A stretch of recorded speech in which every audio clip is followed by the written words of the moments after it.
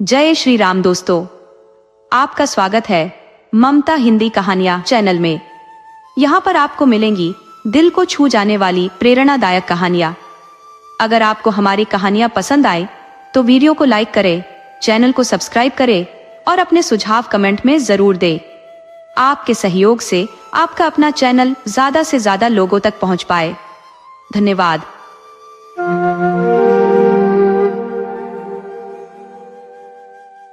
नादिर शाह की फौज ने दिल्ली में कत्लेआम मचा दिया था। हर गली में खून की धाराएं बह रही थी। चारों तरफ चीख पुकार का माहौल था। बाजार सुनसान पड़े थे। दिल्ली के लोग अपने अपने घरों के दरवाजे बंद कर जान बचाने की दुआएं कर रहे थे। किसी की जिंदगी की गारंटी नहीं थी। कहीं मकान जल रहे थे तो कहीं दुकानों को लूटा जा रहा था। कोई किसी की सुनने वाला नहीं था। रईस जादों की बेगमें उनके महलों से घसीटी जा रही थी और उनकी इज्जत रौंदी जा रही थी। ईरानी फौजियों की खून की प्यास किसी तरह बुझने का नाम नहीं ले रही थी। इंसानी क्रूरता और बर्बरता का सबसे भयानक रूप सामने था। इसी दौरान नादिर शाह ने बादशाही महल में कदम रखा। उस वक्त दिल्ली भोग विलास का अड्डा बन चुकी थी। रईसों के मकान ऐशो आराम और सजावट की चीजों से लदे रहते थे। औरतों का काम सिर्फ श्रृंगार करना था। मर्दों के पास सुख भोग के अलावा कोई और फिक्र नहीं थी। राजनीति की जगह शेर और शायरी ने ले ली थी। हर सूबे से दौलत खींचकर दिल्ली पहुंचती थी और पानी की तरह बहाई जाती थी। वेश्याओं का जमाना था।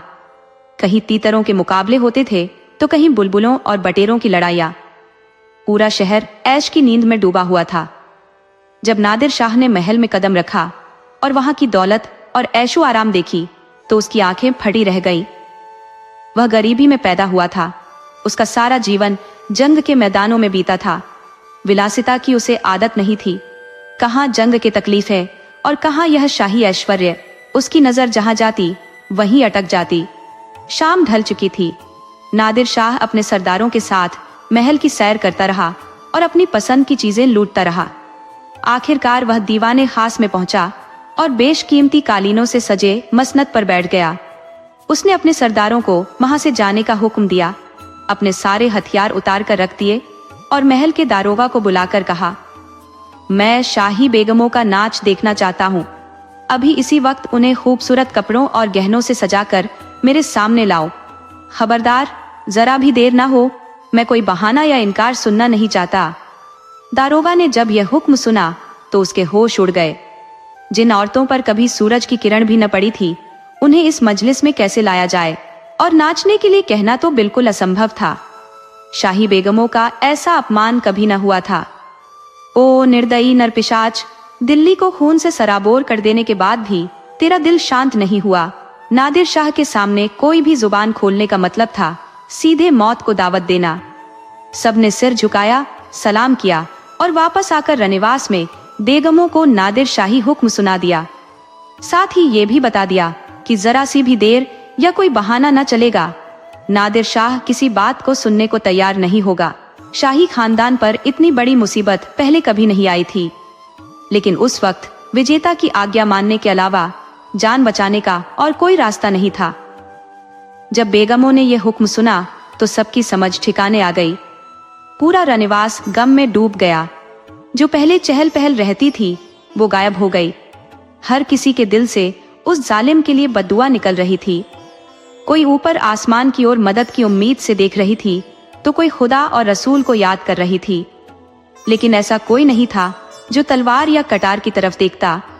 हालांकि इनमें से कई बेगमों की रगों में राजपूताना खून बह रहा था, पर ऐशो आराम ने जौहर जैसी पुरानी रिवायत की आग ठंडी कर दी थी। सुख सुविधा की चाहत ने उनके आत्मसम्मान को खत्म कर दिया था। एक दूसरे से सलाह मशविरा करने का वक्त भी नहीं था। हर पल उनका भाग्य लिख रहा था। मजबूर होकर सबने नादिर शाह के सामने जाने का फैसला किया। आंखों से आंसू बह रहे थे, दिल से आहें निकल रही थी, लेकिन फिर भी गहने पहने जा रहे थे, सुगंध लगाई जा रही थी, बाल सजाए जा रहे थे। कोई ऐसी भी नहीं थी जो भगवान पर भरोसा करके या अपनी हिम्मत के बल पर इस हुक्म को न मानने की हिम्मत कर सके। 1 घंटे के अंदर ही बेगमें पूरी तरह सजी धजी, गहनों से चमचमाती हुई अपनी खूबसूरती से फूलों को मात देती हुई नादिर शाह के सामने खड़ी हो गई। नादिर शाह ने एक नजर उन पर डाली और फिर आराम से अपनी मसनद से टेक लगाकर लेट गया। अपनी तलवार और कटार सामने रख दी। थोड़ी देर में उसने आंखें मूंद ली और खर्राटे लेने लगा। आधे घंटे तक वो ऐसे सोता रहा और बेगमें वहीं खड़ी रहीं, जैसे दीवार पर बनी तस्वीरें। कुछ औरतें जो जरा बेबाक थी, नादिर शाह को घूंघट की ओर से ताक झांक कर रही थी। उनके कानों में धीमे धीमे कुछ फुसफुसाहट गूंज रही थी। कैसा भयंकर चेहरा है, आंखों में कैसी आतंकी ज्वाला भड़क रही है, शरीर का भारीपन ऐसा कि जैसे कोई दैवी प्रतिमा हो। इंसान कम, कोई महादेव सा लगता है। तभी अचानक नादिर शाह की आंखें खुल गई। परियों का समूह उसी तरह खड़ा था। उसे जागते देख सबने झट से अपने सिर झुका लिए। डर से उनके अंग सिमट गए, जैसे भेड़ें डर कर झुंड में सिमट जाती है। सबका दिल जोर जोर से धड़क रहा था। एक खौफनाक ख्याल सबके दिलों में मंडरा रहा था। अगर इस जालिम ने गाने या नाचने का हुक्म दे दिया तो क्या करेंगे? खुदा इस जालिम को समझाए, लेकिन नाचना तो कतई नामुमकिन है। चाहे जान चली जाए, लेकिन अब और जिल्लत बर्दाश्त नहीं होगी। तभी नादिर शाह ने कठोर आवाज में कहा, ए खुदा की बंदियों, मैंने तुम्हें यहाँ तुम्हारी परख के लिए बुलाया था, लेकिन अफसोस के साथ कहना पड़ रहा है कि जो गुमान मैंने तुम्हारे बारे में किया था वह बिल्कुल सही निकला। जब किसी कौम की औरतों में गैरत खत्म हो जाती है तो वह कौम मरे हुए जिस्म की तरह हो जाती है। मैं यह देखना चाहता था कि क्या तुम्हारे अंदर अभी भी इज्जत और स्वाभिमान बाकी है। इसीलिए मैंने यह इम्तिहान लिया। मैं तुम्हारी बेइज्जती करने नहीं आया था। न मैं ऐश परस्त हूँ, वरना आज फारस में गाने बजाने का आनंद ले रहा होता। मुझे हिंदुस्तानी संगीत सुनने से कहीं ज्यादा वहाँ के सरोद और सितार की तानों में रस आता। मैंने यहाँ सिर्फ तुम्हारी गैरत की जांच की। जब मैंने तुम्हें सोने का नाटक करके एक और मौका दिया था, तब भी तुम में से कोई इस कटार को उठाकर मेरे सीने में नहीं घोंप सकी। अगर तुम में से किसी ने ऐसा किया होता तो मैं खुदा की कसम खाकर कहता हूँ कि मुझे खुशी होती। मैं उन नाजुक हाथों को सलाम करता। पर अफसोस, आज तैमूरी खानदान में एक भी बेटी ऐसी नहीं निकली जो अपनी इज्जत बचाने के लिए कोई कदम उठाती।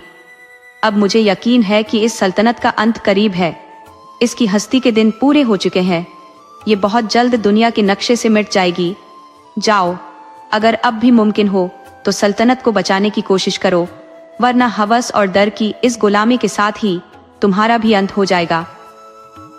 दोस्तों, आपको कहानी कैसी लगी? अपने सुझाव कमेंट करना न भूले। तो चलिए आज की अगली कहानी शुरू करते हैं।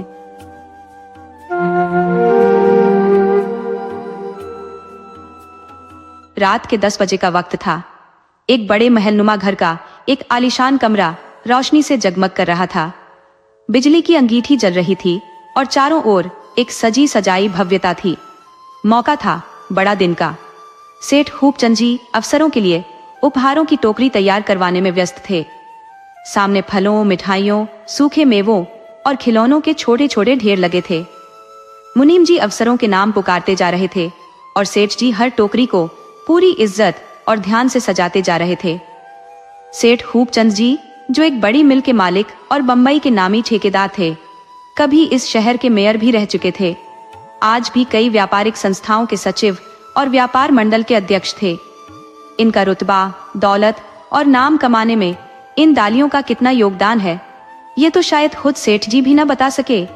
लेकिन यह तय है कि इस काम में उनके 10-15 हजार रुपए हर साल खर्च हो जाते थे। कुछ लोग उन्हें चापलूस या जी हुजूरी करने वाला कहते भी होंगे, लेकिन सेठ जी को इससे कोई फर्क नहीं पड़ता था। वे उन लोगों में से नहीं थे जो नेक काम करके उसे भुला दे। तभी पुजारी जी ने कमरे में आकर कहा, सरकार, काफी देर हो चुकी है, ठाकुर जी का भोग तैयार है। सेठ जी ने पुजारी की ओर नाराजगी से देखते हुए कहा, तुम्हें दिख नहीं रहा मैं क्या कर रहा हूँ? ये भी एक काम है, मजाक नहीं। तुम्हारे ठाकुर जी सब कुछ नहीं कर देंगे। पेट भरे बिना पूजा पाठ की सुध किसे आती है? आधे घंटे देर हो भी जाएगी तो ठाकुर जी भूखे नहीं मर जाएंगे। पुजारी जी अपनी झुकी नजरों के साथ लौट गए और सेठ जी फिर से उपहार की टोकरी सजाने में जुट गए। उनका जीवन धन कमाने और उसकी रक्षा करने में ही लगा हुआ था। उनके सभी काम, चाहे सामाजिक हों या व्यक्तिगत, इसी उद्देश्य पर केंद्रित थे। मित्रता भी वहीं होती थी जहां मुनाफे की गुंजाइश हो। उनका मनोरंजन भी व्यापारिक लाभ के इर्द गिर्द घूमता था। दान देने में वे पीछे नहीं रहते थे, लेकिन उसमें भी उनका मकसद प्रतिष्ठा और व्यावसायिक संबंध मजबूत करना होता था। पूजा पाठ उनके लिए बस एक पुरानी रस्म थी, जिसे निभाना केवल एक सामाजिक मजबूरी भर था। जब बाकी सभी कामों से फुर्सत मिलती तो ठाकुर द्वारे जाकर चरणामृत ले आते और औपचारिकता पूरी कर लेते। कुछ समय बाद फिर पुजारी जी आए। इस बार उनकी उपस्थिति से सेठ जी का पारा चढ़ गया।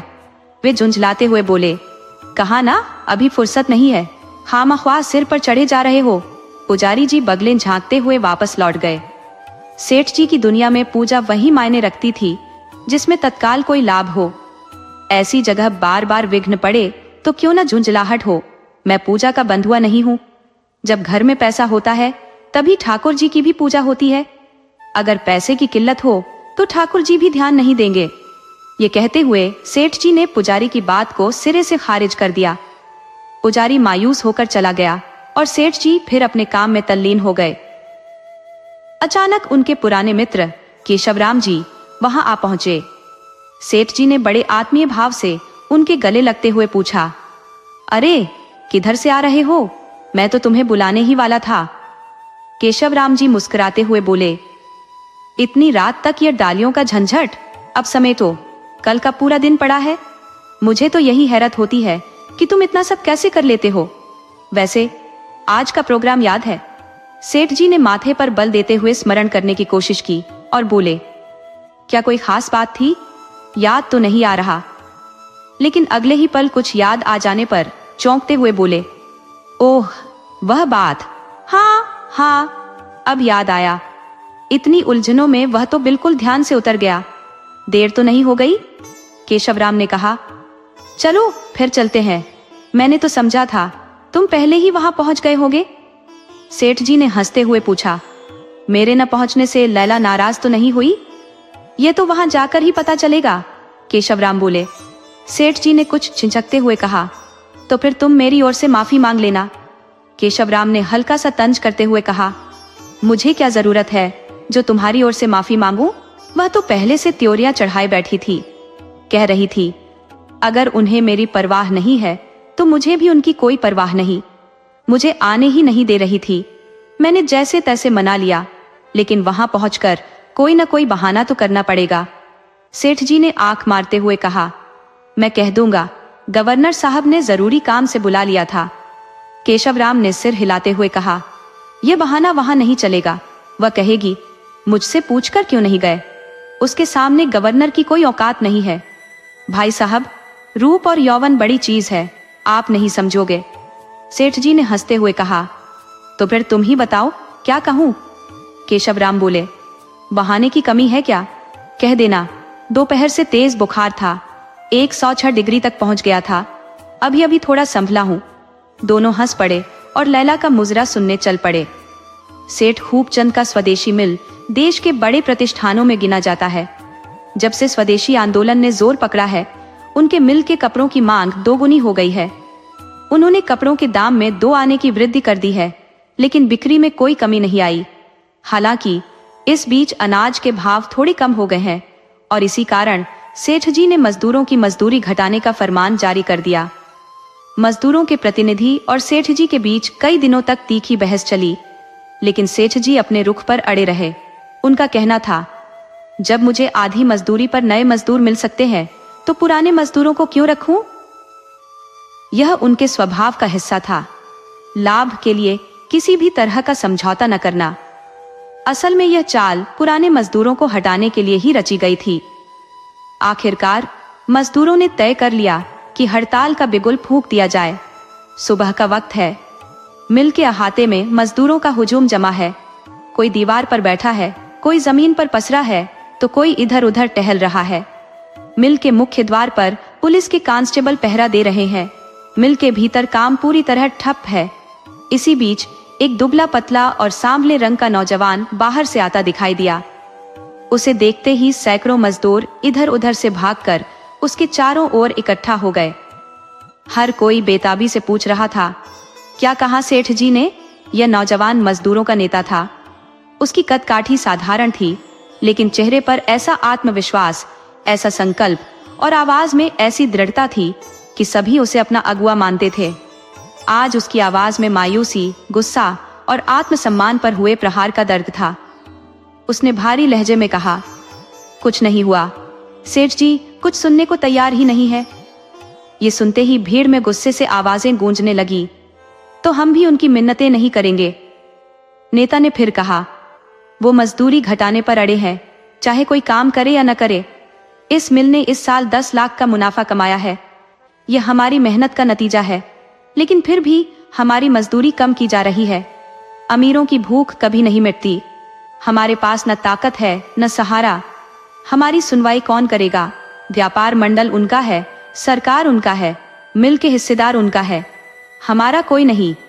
भगवान ही हमारे सहारे हैं। भीड़ में से एक मजदूर बोला, लेकिन सेठ जी भी तो बड़े भगत है। नेता ने हल्की हंसी के साथ कहा, हाँ, बहुत बड़े भक्त। इस शहर में ठाकुरद्वारे में जितनी रौनक उनके ठाकुरद्वारे में है, उतनी कहीं नहीं। वहां भोग भी सबसे विधिपूर्वक लगता है, झांकियां भी सबसे भव्य सजती है, और यही भक्ति उनके सम्मान का कारण है। बाकी लोगों का माल गोदामों में सड़ता है और इनका माल गोदाम तक पहुंचता ही नहीं। उसी भगत सेठ ने हमारी मजूरी घटा दी है। वह थोड़ा रुककर फिर बोला, अगर मिल को घाटा हो तो हम आधी मजदूरी पर भी काम करने को तैयार है, लेकिन जब लाखों का मुनाफा हो रहा है तो किस तर्क से हमारी मजदूरी कम की जा रही है? ये सरासर अन्याय है। हमें यह जुल्म बर्दाश्त नहीं। कसम खा लो कि किसी बाहरी आदमी को मिल के अंदर घुसने नहीं देंगे, चाहे वह पुलिस या सेना के साथ ही क्यों ना आए। हमें लाठी गोली की भी परवाह नहीं। भीड़ में से एक कोने से आवाज आई, सेठ जी। सभी लोग बार बार मुड़कर सेठ जी की ओर देखने लगे। उनके चेहरों पर घबराहट साफ झलक रही थी। कुछ मजदूर डर के मारे कांस्टेबलों से गिड़गिड़ाने लगे कि उन्हें अंदर जाने दिया जाए, तो कुछ रुई की गठरियों के पीछे छिप गए। लेकिन गिनती के कुछ लोग थोड़ा सहमे हुए, फिर भी साहस के साथ उस युवक के पास डटे रहे। सेठ जी ने अपनी गाड़ी से उतरते ही कांस्टेबलों को बुलाकर कड़कते हुए कहा, इन लोगों को अभी के अभी पीट पीट कर यहां से बाहर फेंक दो। ये सुनते ही मजदूरों पर लाठियां बरसने लगी। कुछ लोग वहीं गिर पड़े तो बाकी अपनी जान बचाने के लिए भाग खड़े हुए, लेकिन वह युवक और उसके 2 साथी वहीं अडिग खड़े रहे। सेठ जी का गुस्सा उबाल पर था।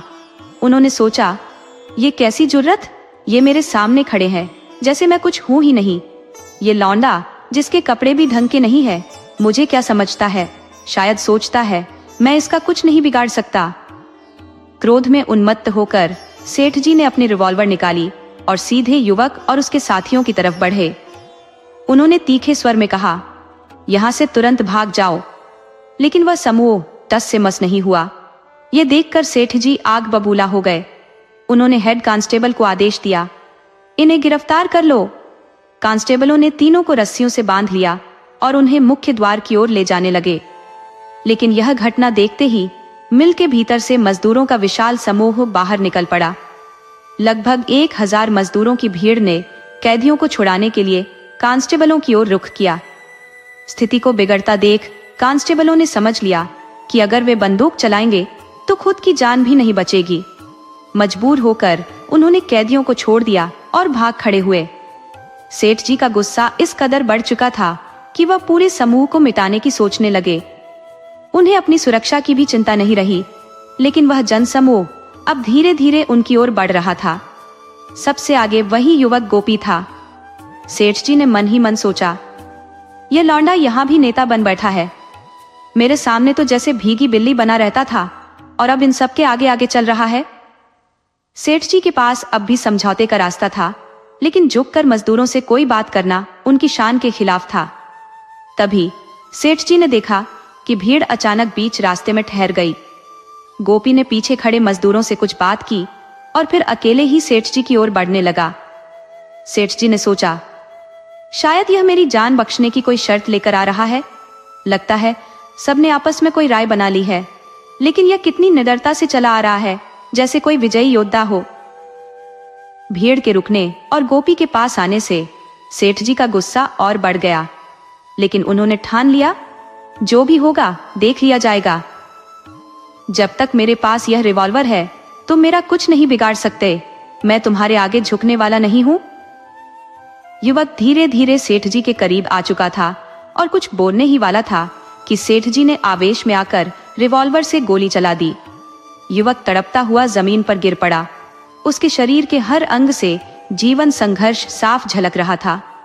जैसे ही वह युवक गिरा, मजदूरों के बीच मानो आग भड़क उठी। अब तक वे केवल अपनी उपस्थिति से सेठ जी को चेतावनी देना चाहते थे, लेकिन इस हिंसात्मक कृत्य ने उनकी भावनाओं को क्रोध की चरम सीमा तक पहुंचा दिया। सेठ जी ने देखा कि अब उनके प्राण संकट में है। समतल भूमि पर उनकी रिवॉल्वर भी ज्यादा देर तक बचाव नहीं कर पाएगी, पर भागने का कोई रास्ता नहीं था। मजबूर होकर वह रुई की गठरियों पर चढ़ गए और रिवॉल्वर लहराकर नीचे चढ़ने वाले लोगों को रोकने की कोशिश करने लगे। नीचे 500-600 मजदूरों की भीड़ थी और सेठ जी अकेले ऊपर रिवॉल्वर ली खड़े थे। कोई मदद नहीं आ रही थी और हर पल उनकी उम्मीदें कम होती जा रही थी। कांस्टेबल भी हालात की गंभीरता से अफसरों को अवगत कराने में विफल रहे थे। सेठ जी सोचने लगे, मुझसे गलती हो गई, मुझे बंदूक और ज्यादा कारतूस साथ लाना चाहिए था, तब दिखाता इनकी हिम्मत, एक एक को खत्म कर देता। लेकिन किसे पता था कि यहाँ हालात इतने भयावह हो जाएंगे। तभी नीचे से एक मजदूर ने चिल्लाकर कहा, रुई की गठरियों में आग लगा दो, रुई से जो पैसा कमाया है उसी रुई की चिता पर जले। ये सुनते ही एक व्यक्ति ने अपनी जेब से माचिस निकाली और गठरियों में आग लगाने को आगे बढ़ा। लेकिन तभी घायल युवक गोपीनाथ, जो अब तक अचेत था, अचानक पीछे से सामने आ गया। उसके पैर पर पट्टी बंधी हुई थी, लेकिन खून अब भी रिस रहा था। उसका चेहरा पीला पड़ गया था और दर्द के कारण उसकी भौहें तन गई थी। गोपीनाथ को जीवित देख मजदूरों के बीच खुशी की लहर दौड़ पड़ी। उनके जयघोष से पूरा वातावरण गूंज उठा। गोपीनाथ की जय। गोपीनाथ ने अपना हाथ उठाकर भीड़ को शांत होने का संकेत दिया और धीमे लेकिन दृढ़ स्वर में कहा, भाइयों, मैं तुमसे कुछ कहना चाहता हूँ। यह शायद मेरा आखिरी निवेदन हो। सोचो, तुम क्या करने जा रहे हो। गरीब में भगवान का वास होता है। क्या तुम इस सत्य को झूठा साबित करना चाहते हो। धनी को उसके धन का घमंड हो सकता है, लेकिन क्या हम अपने संस्कार और मानवता को भूल जाएं? गोपीनाथ की आवाज में दर्द और सच्चाई थी। उसकी बातों ने मजदूरों के उफान को ठंडा कर दिया। उनका उग्र रूप शांत होने लगा और हर कोई उसकी बात सुनने को आतुर हो गया। तुम्हें किस बात का इतना घमंड है। तुम्हारे झोपड़े जैसे जीवन में अभिमान और क्रोध का स्थान कहां से आ गया। गोपीनाथ ने हाथ जोड़ते हुए कहा, मैं तुम सबसे विनती करता हूँ, यहाँ से चले जाओ। अगर तुम मुझसे जरा भी लगाव रखते हो, अगर मैंने कभी तुम्हारी भलाई की है, तो अपने अपने घर लौट जाओ और सेठ जी को भी जाने दो। ये सुनते ही भीड़ में से कुछ असंतोष भरे स्वर उभरे, लेकिन किसी की हिम्मत नहीं हुई कि गोपीनाथ का खुलकर विरोध करे। धीरे धीरे सभी मजदूर वहां से हटने लगे। जब मैदान खाली हो गया तो गोपीनाथ ने शांत और विनम्र स्वर में सेठ जी से कहा, सरकार, अब आप यहाँ से चले जाइए। मैं जानता हूँ आपने मुझ पर धोखे से वार किया, लेकिन मैं सिर्फ यह बताने आपके पास आ रहा था जो अब कह रहा हूँ। ये मेरी बदकिस्मती थी कि आपको गलतफहमी हुई। शायद भगवान की यही मर्जी थी। सेठ जी के मन में धीरे धीरे गोपीनाथ के प्रति आदर का भाव जगने लगा। हालांकि उन्हें नीचे उतरने में डर लग रहा था, पर ऊपर भी ज्यादा देर ठहरना सुरक्षित नहीं था। उन्होंने चारों ओर सतर्क नजरों से देखा और धीरे धीरे नीचे उतर आए। मजदूर अब भी कुछ दूरी पर खड़े थे। उनके चेहरों पर गुस्सा और विद्रोह झलक रहा था।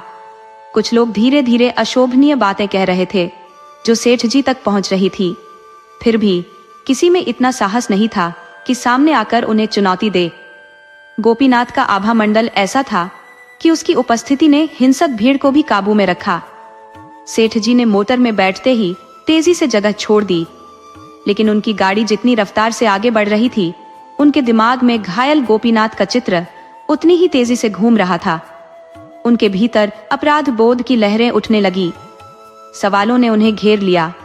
अगर गोपीनाथ उनका दुश्मन था तो उसने उनकी जान क्यों बचाई, खासकर ऐसी स्थिति में जब वह खुद मौत के करीब था। इसका उत्तर उनके पास नहीं था।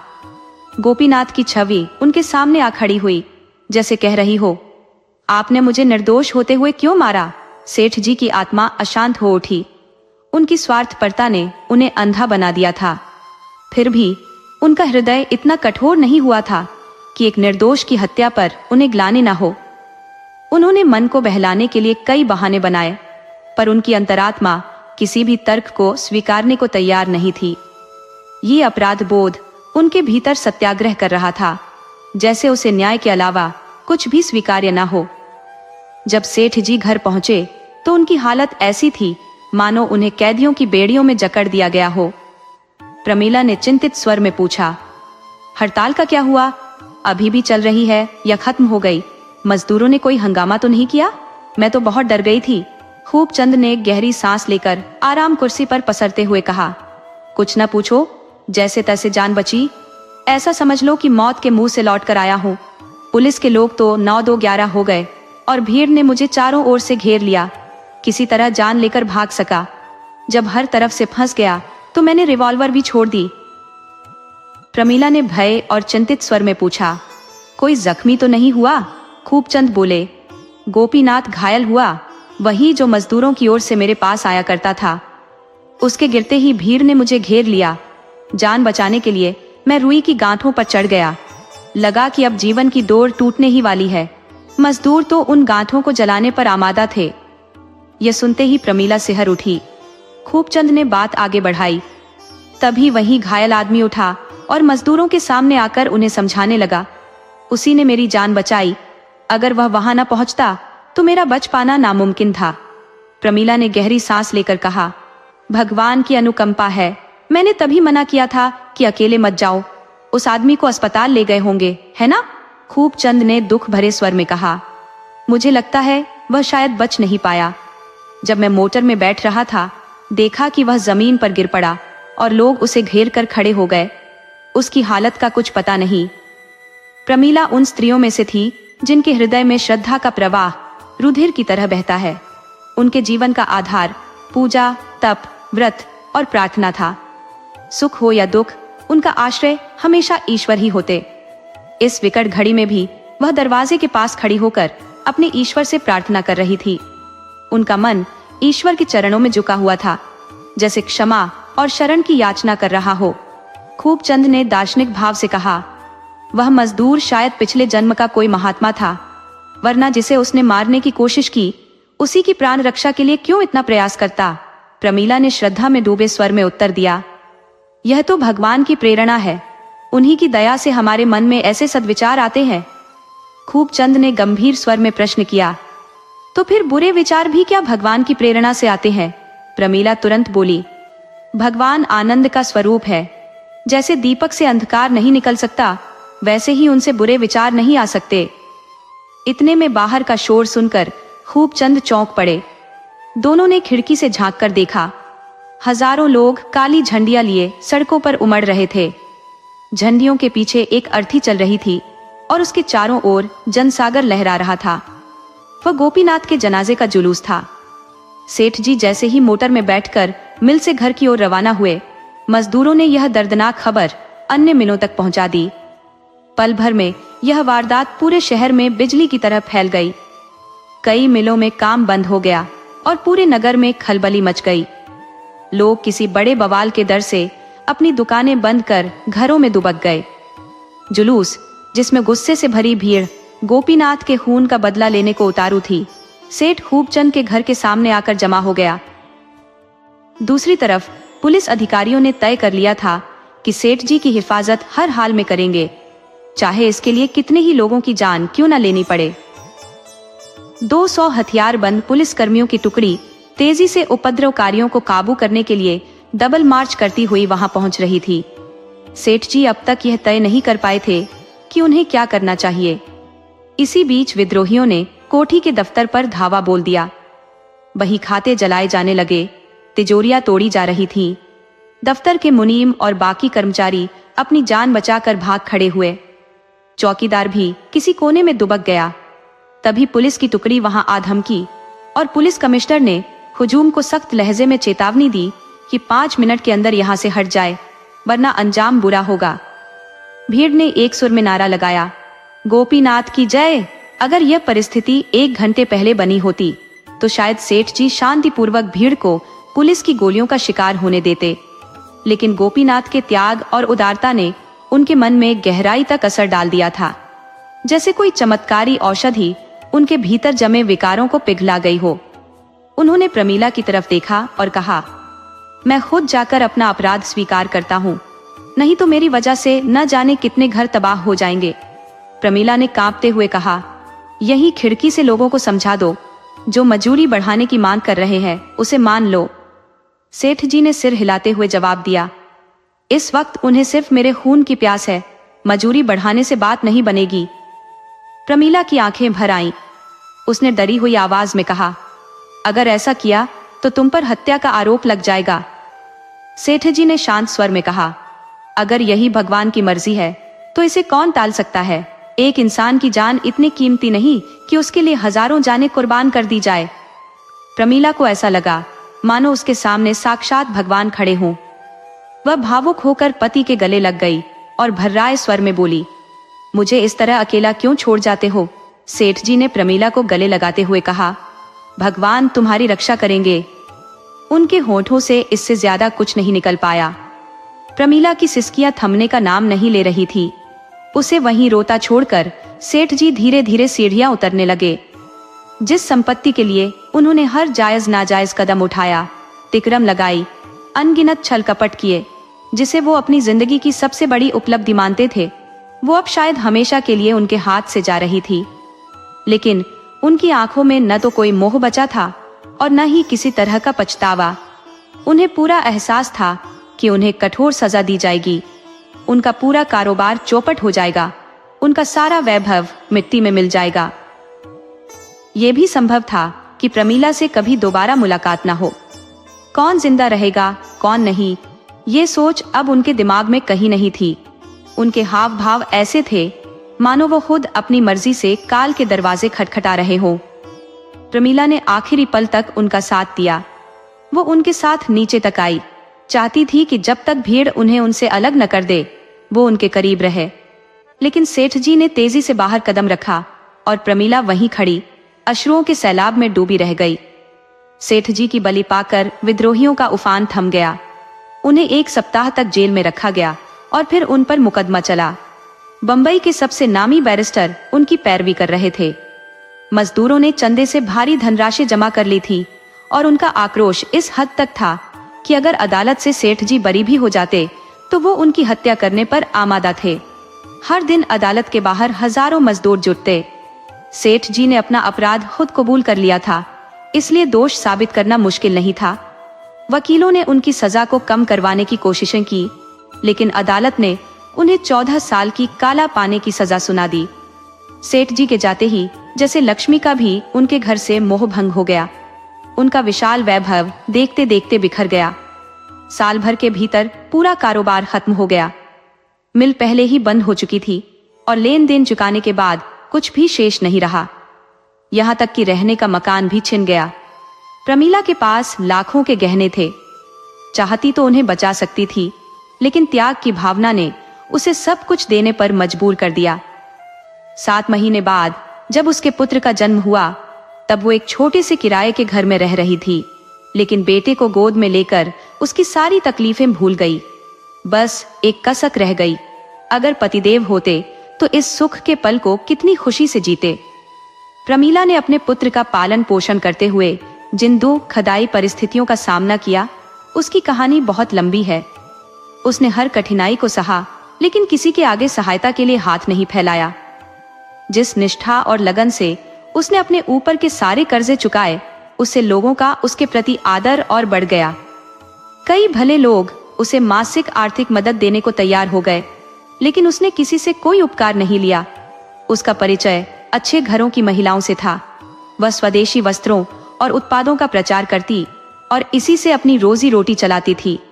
जब तक बच्चा दूध पीता था, उसे अपने काम में खासी मुश्किलों का सामना करना पड़ा, लेकिन जैसे ही बच्चा दूध छुड़ाने लायक हुआ, उसने उसे दाई के पास छोड़ना शुरू कर दिया और स्वयं काम पर जाने लगी। दिन भर की कठोर मेहनत के बाद जब वह शाम को घर लौटती और अपने बच्चे को गोद में उठाती, तो उसका मन उल्लास से भर जाता। और उसकी कल्पना पति के पास उड़ जाती, जो न जाने किस हाल में हजारों मील दूर था। उसे अपनी खोई हुई संपत्ति की कोई परवाह नहीं थी। उसकी बस एक ही इच्छा थी कि उसका पति सलामत लौट आए और उनके बच्चे को देखकर अपने मन को तसल्ली दे। प्रमीला हर दिन ईश्वर के चरणों में सिर झुकाकर प्रार्थना करती। उसे विश्वास था कि जो कुछ भी ईश्वर करेगा वही उनके भले के लिए होगा। प्रार्थना ही अब उसके जीवन की शक्ति बन गई थी। इसी में उसे साहस और धैर्य मिलता। 15 वर्षों की इस कठोर तपस्या को उसने आशा के सहारे काट लिया। संध्या का समय था। किशोर कृष्णचंद्र अपनी माँ के पास मायूस बैठा था। वह अपने माँ बाप में से किसी को भी ठीक से देख नहीं पाया था। प्रमीला ने उससे पूछा, बेटा, तुम्हारी परीक्षा तो खत्म हो गई? कृष्णचंद्र ने बुझी हुई आवाज में कहा, हाँ अम्मा, खत्म हो गई, लेकिन मेरे पेपर अच्छे नहीं गए। मेरा मन पढ़ाई में नहीं लगता। उसकी आंखें भर आई। प्रमीला ने स्नेह से कहा, यह तो सही बात नहीं है बेटा, तुम्हें पढ़ाई में मन लगाना चाहिए। कृष्णचंद्र ने आंसुओं से भरी आंखों से माँ की ओर देखा और बोला, अम्मा, मुझे बार बार पिताजी की याद आती रहती है। वह तो अब बहुत बूढ़े हो गए होंगे। मैं अक्सर सोचता हूँ कि जब वह लौटेंगे तो मैं तन मन से उनकी सेवा करूंगा। इतना बड़ा बलिदान कौन कर सकता है अम्मा, लेकिन लोग फिर भी उन्हें निर्दयी कहते हैं। कुछ रुककर वह धीरे धीरे बोला, अम्मा, मैंने गोपीनाथ के परिवार का पता लगा लिया है। उनकी घरवाली, माँ और एक बेटी है। वह मुझसे 2 साल बड़ी है। माँ बेटी दोनों मिल में काम करती है। दादी अब बहुत बूढ़ी हो गई है। प्रमीला ने हैरत से पूछा, बेटा, तुझे ये सब कैसे पता चला? कृष्णचंद्र के चेहरे पर खुशी झलक रही थी। वह बोला, अम्मा, आज मैं उस मिल में गया था। मैं देखना चाहता था वह जगह जहाँ पिताजी को मजदूरों ने घेरा था, और वह भी जहाँ गोपीनाथ गिरा था, पर वहां अब कुछ भी नहीं बचा। उन जगहों पर अब बड़ी बड़ी इमारतें खड़ी हो गई हैं। मिल का काम खूब जोरों पर चल रहा है। जैसे ही मैंने वहां कदम रखा, बहुत से लोग मुझे घेर कर खड़े हो गए। सब कहते थे, तुम तो भैया गोपीनाथ का दूसरा रूप हो। अम्मा, वहां गोपीनाथ की एक तस्वीर लगी है। उसे देखकर मैं दंग रह गया। ऐसा लगा जैसे मेरी ही तस्वीर हो, बस मूंछों का फर्क है। जब मैंने गोपी की पत्नी के बारे में पूछा तो एक आदमी उसे बुला लाया। अम्मा, वह मुझे देखते ही फूट फूट कर रोने लगी, और अजीब बात यह है कि मैं भी रो पड़ा। उनका हाल देखकर दिल पसीज गया। मुझे तो ऐसा लगता है कि उनकी मदद करनी चाहिए। प्रमीला को चिंता हुई कि कहीं बेटा इन बातों में पढ़कर अपनी पढ़ाई न छोड़ दे। उसने सावधानी से कहा, बेटा, अभी तुम उनकी क्या मदद कर सकते हो? हमारे पास धन होता तो मैं कहती कि हर महीने कुछ पैसे दे दो, लेकिन घर का हाल तो तुम जानते ही हो। फिलहाल अपना ध्यान पढ़ाई पर लगाओ। जब तुम्हारे पिताजी लौट आए तब जो करना हो करना। कृष्णचंद्र ने कुछ जवाब नहीं दिया, लेकिन उस दिन के बाद उसका नियम बन गया कि स्कूल से लौटकर वह गोपी के परिवार के पास जरूर जाता। जो भी जेब खर्च उसे मिलता वह उन अनाथों पर खर्च कर देता। कभी फल ले जाता तो कभी सब्जी। एक दिन देर से घर लौटने पर प्रमीला बहुत घबरा गई। बेटे का पता लगाते हुए वह उस विधवा के घर पहुंची। उसने देखा कि एक तंग बदबूदार गली में, एक सीलन भरे खस्ताहाल मकान में गोपी की पत्नी खाट पर पड़ी थी। कृष्णचंद्र पास खड़ा पंखा झल रहा था। जैसे ही उसने माँ को देखा, बोला, अम्मा, मैं अभी घर नहीं जाऊंगा। देखो काकी कितनी बीमार है। दादी को कुछ सूझता नहीं और बिन्नी रसोई बना रही है। इनके पास बैठने वाला कोई नहीं है। प्रमीला ने हल्की नाराजगी से कहा, बेटा, अब तो अंधेरा हो गया है। तुम यहाँ कब तक बैठे रहोगे? अकेला घर मुझे भी अच्छा नहीं लगता। इस वक्त चलो, सुबह फिर आ जाना। रोगिणी ने प्रमीला की आवाज सुनकर धीरे धीरे अपनी आंखें खोली और थकी हुई आवाज में बोली, आओ माताजी, बैठो। मैं तो भैया से कह रही थी कि देर हो रही है, अब घर जाओ, लेकिन ये सुनते ही नहीं। मुझे नहीं पता कि मेरी जैसी अभागिन पर इन्हें इतनी दया क्यों आती है। ऐसा लगता है जैसे मेरा अपना बेटा भी शायद इतनी सेवा न करता। चारों तरफ सड़ांध फैल रही थी। उमस ऐसी थी कि वहां खड़े रहना मुश्किल था। उस तंग जगह में हवा आने का रास्ता भी कहाँ था, लेकिन कृष्णचंद्र के चेहरे पर ऐसी तसल्ली थी जैसे कोई थका हारा इंसान आखिरकार अपने घर लौट आया हो। प्रमीला ने इधर उधर नजर दौड़ाई। तभी उसकी निगाह दीवार पर टंगी एक तस्वीर पर पड़ी। वह करीब गई और तस्वीर को देखकर उसका दिल एकदम धक से रह गया। बेटे की ओर पलटकर बोली, तूने ये चित्र कब खिंचवाया बेटा? कृष्णचंद्र मुस्कुराते हुए बोला, अम्मा, ये मेरा चित्र नहीं है, ये गोपीनाथ का चित्र है। प्रमीला ने अविश्वास से कहा, झूठ मत बोल, ये तेरा ही है। रोगिणी ने गहरी उदासी और आश्चर्य से कहा, नहीं माताजी, ये मेरे पति का ही चित्र है। भगवान की लीला भी अनोखी है, पर भैया की सूरत उनसे इतनी मिलती है कि कभी कभी मुझे खुद पर यकीन नहीं होता। जब मेरी शादी हुई थी तब उनकी उम्र भी ऐसी ही थी और चेहरा भी बिल्कुल ऐसा ही था। यही मुस्कान, यही बात करने का तरीका, सब कुछ वही है। क्या रहस्य है, ये समझना मेरे बस की बात नहीं। माताजी, जब से भैया यहाँ आने लगे हैं, मेरा जीवन जैसे बदल गया है। इस बस्ती में सब हम जैसे ही गरीब मजदूर रहते हैं। भैया सबके साथ बच्चों जैसा व्यवहार करते हैं। सब इन्हें देखकर खुशी से झूम उठते हैं। प्रमीला ने कोई उत्तर नहीं दिया। उसके मन पर एक अजीब सी आशंका छा गई थी, जैसे उसने कोई डरावना सपना देख लिया हो। उसके मन में एक ऐसा सवाल उठ रहा था जिसकी कल्पना भी उसे सिहारा रही थी। अचानक उसने कृष्णचंद्र का हाथ पकड़ा और जोर से खींचते हुए दरवाजे की ओर ले चली, जैसे कोई उसे अपने बच्चे से अलग करने की कोशिश कर रहा हो। रोगिणी ने सिर्फ इतना कहा, माताजी, कभी कभी भैया को मेरे पास आने दिया करना। अगर ये नहीं आए तो मैं शायद जी ही न सकूं। 15 साल बाद भूतपूर्व सेठ खूबचंद अपने शहर के स्टेशन पर उतरे। वह जो कभी एक हरा भरा पेड़ हुआ करता था, अब सूखा ठूंठ बन चुका था। चेहरा झुर्रियों से भरा हुआ था, सिर के बाल सफेद हो चुके थे, दाढ़ी ऐसी थी जैसे किसी जंगल की झाड़ियां, दांतों का कहीं अता पता नहीं और कमर झुक चुकी थी। उस ठूंठ को देखकर कौन कह सकता था कि ये वही वृक्ष है जो कभी फल फूल और चहचहाते पक्षियों से लदा रहता था। स्टेशन के बाहर कदम रखते ही वह उलझन में पड़ गए कि अब किस ओर जाए। अपने ही नाम को जबान पर लाने में शर्मिंदगी महसूस हो रही थी। किससे पूछे कि प्रमीला अभी जीवित है या नहीं, और अगर है तो कहाँ है? वह उन्हें देखकर खुश होगी या फिर उन्हें नजरअंदाज कर देगी। प्रमीला का पता लगाने में ज्यादा वक्त नहीं लगा। खूबचंद की कोठी अब भी खूबचंद की कोठी ही कहलाती थी, भले ही जमाना और मालिक बदल गए हों। दुनिया को कानून के बदलने की खबर कब रहती है?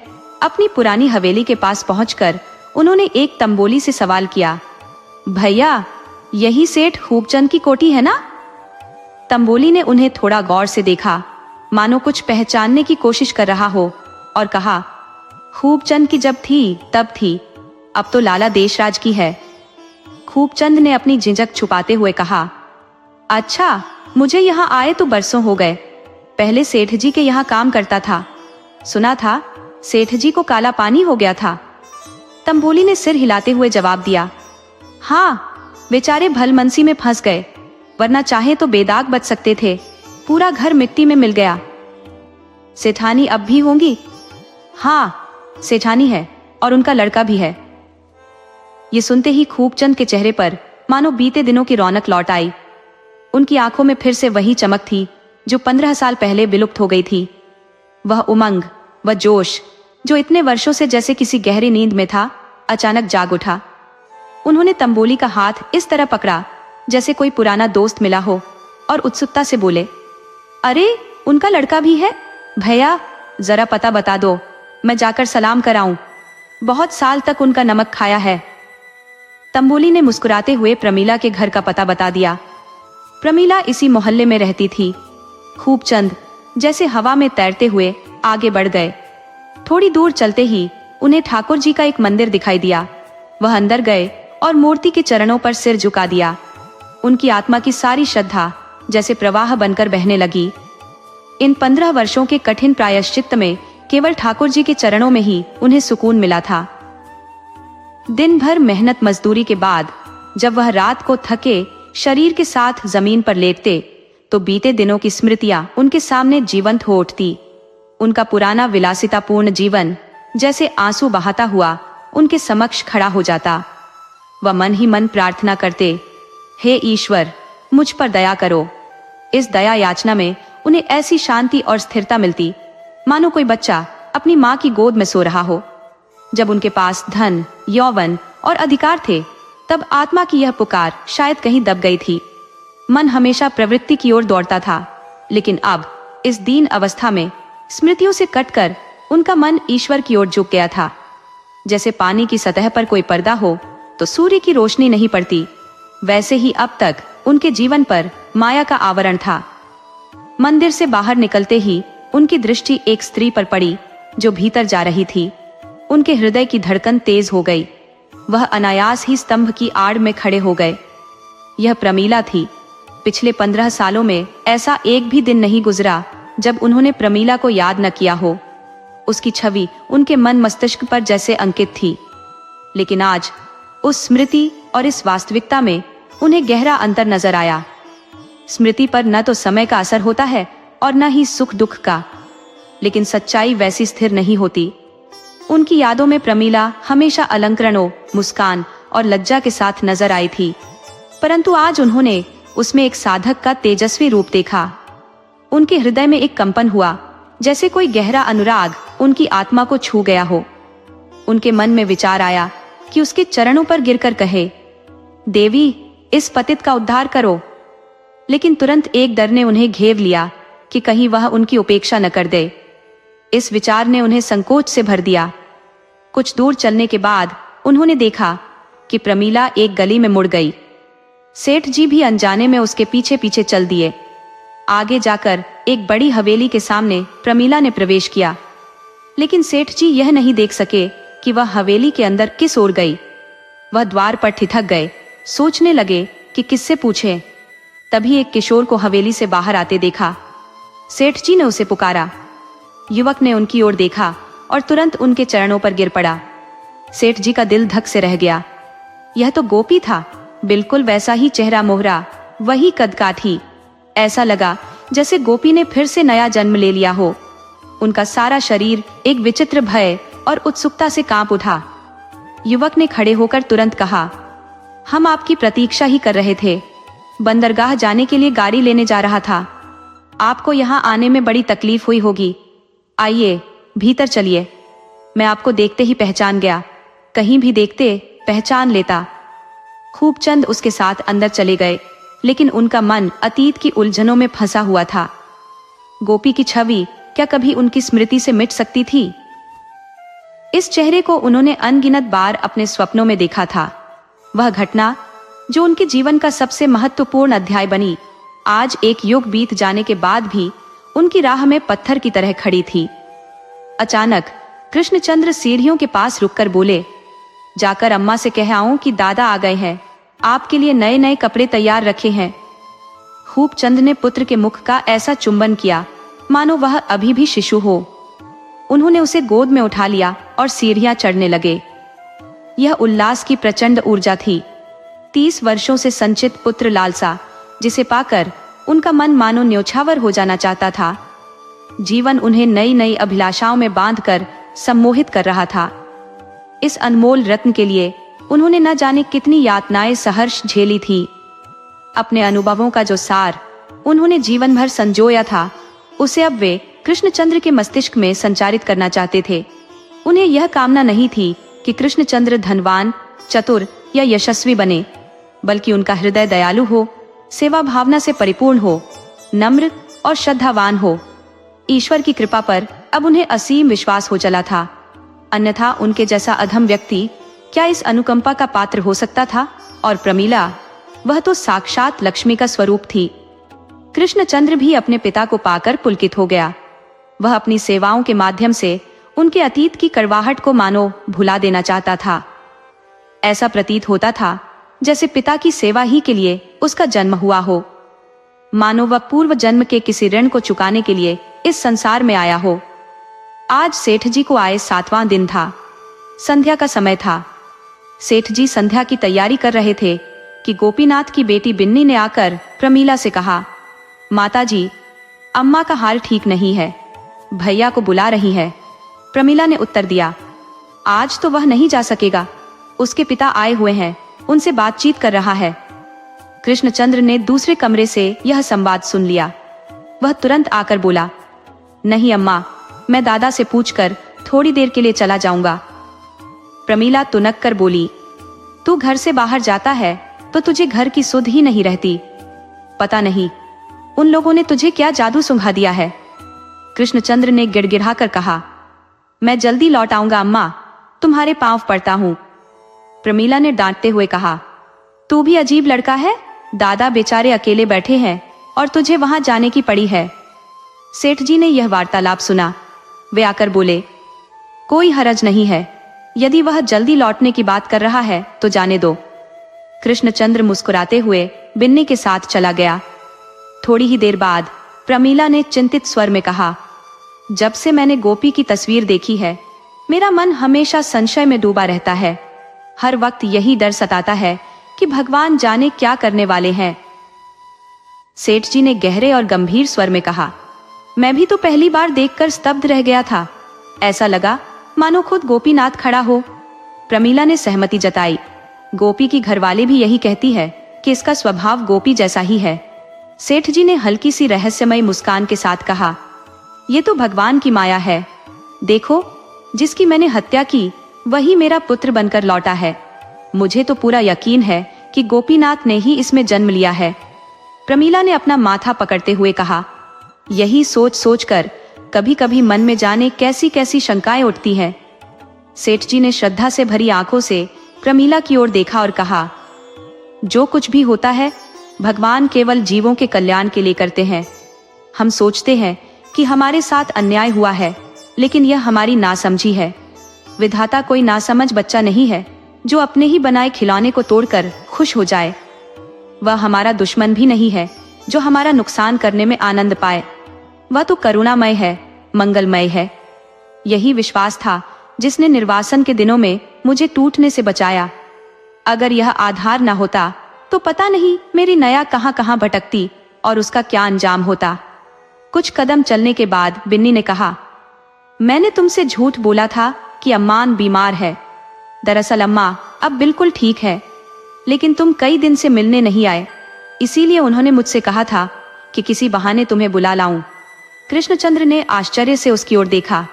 मुझसे सलाह करेंगी? मैं भला क्या सलाह दूंगा? मैं इसलिए नहीं आ सका क्योंकि दादा आ गए हैं। बिन्नी ने तुरंत पूछा, तुम्हारे दादा आ गए?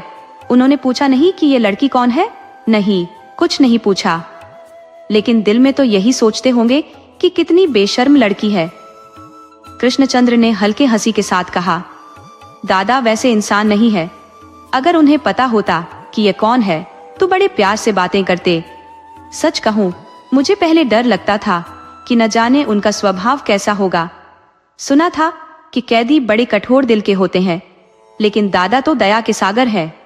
दोनों कुछ देर तक चुपचाप चलते रहे। फिर कृष्णचंद्र ने पूछा, तुम्हारी अम्मा मुझसे क्या सलाह करेंगी? बिन्नी जैसे किसी गहरी सोच से बाहर आई। उसने हल्के झल्लाए हुए स्वर में कहा, मुझे क्या पता कैसी सलाह करेंगी। अगर मुझे पता होता कि तुम्हारे दादा आए हुए हैं तो मैं खुद नहीं आती। मन में यही कहते होंगे कि इतनी बड़ी लड़की अकेली यहाँ वहां घूम रही है।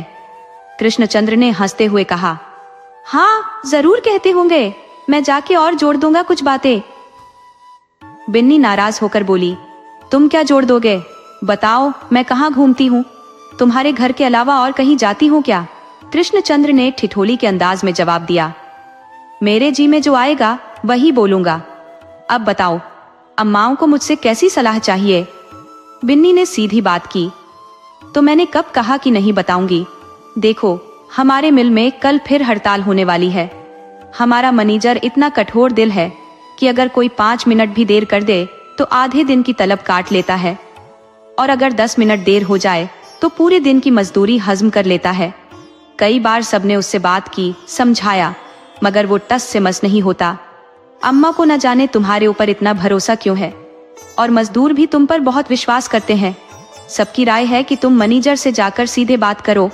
अगर उसने हाँ कर दी तो ठीक, नहीं तो फिर हड़ताल होगी। कृष्णचंद्र कुछ सोच में डूब गया। उसने कोई जवाब नहीं दिया। बिन्नी ने थोड़ी तुनक कर कहा, यह सख्ती सिर्फ इसलिए है क्योंकि मैनेजर जानता है कि हम बेबस हैं। उसे पता है कि हमारे पास और कोई ठिकाना नहीं है, लेकिन हमें भी दिखाना होगा कि हम चाहे भूखों मर जाएं, पर अन्याय सहन नहीं करेंगे। कृष्णचंद्र ने गहरी आवाज में कहा, अगर उपद्रव हुआ तो गोलियां चलेंगी। बिन्नी बेखौफ होकर बोली, तो चलने दो, हमारे दादा नहीं रहे तो क्या हम जिए नहीं? दोनों जब घर पहुंचे तो देखा कि दरवाजे पर बहुत से मजदूर इकट्ठा थे और इसी मुद्दे पर चर्चा हो रही थी।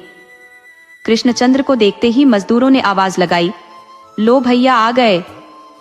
यही वो मिल थी जहां सेठ खूबचंद ने पहले गोलियां चलवाई थी और आज उन्हीं का बेटा मजदूरों का नेतृत्व करते हुए उन्हीं गोलियों के सामने खड़ा था। कृष्णचंद्र और मैनेजर के बीच बातचीत हो चुकी थी। मैनेजर ने नियमों में नरमी बरतने से इनकार कर दिया। इसके बाद हड़ताल की घोषणा कर दी गई। आज हड़ताल का दिन है। मजदूर मिल के बाहर जुटे हुए हैं और मैनेजर ने मिल की सुरक्षा के लिए फौजी गार्ड बुला लिए हैं। मजदूर उपद्रव नहीं करना चाहते थे, उनकी हड़ताल सिर्फ असंतोष का इजहार थी। लेकिन जब उन्होंने फौजी गार्ड देखे तो उनका खून खौल उठा। दोनों तरफ तैयारी हो गई, एक ओर बंदूकें और दूसरी तरफ ईंट पत्थर। युवक कृष्णचंद्र ने गरजते हुए कहा, तैयार हो, हमें मिल के अंदर जाना है, चाहे सब मर जाए। मजदूरों की भीड़ से आवाज आई, सब तैयार है, जिसके घर परिवार वाले हैं वो अपने घर लौट जाए। बिन्नी पीछे खड़ी मुस्कुराती हुई बोली, परिवार और बच्चों की सुरक्षा तो भगवान ही करता है।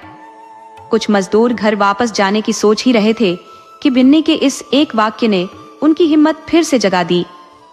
जोरदार जयकारे गूंजे और लगभग 1000 मजदूरों का जत्था मिलके गेट की ओर बढ़ चला।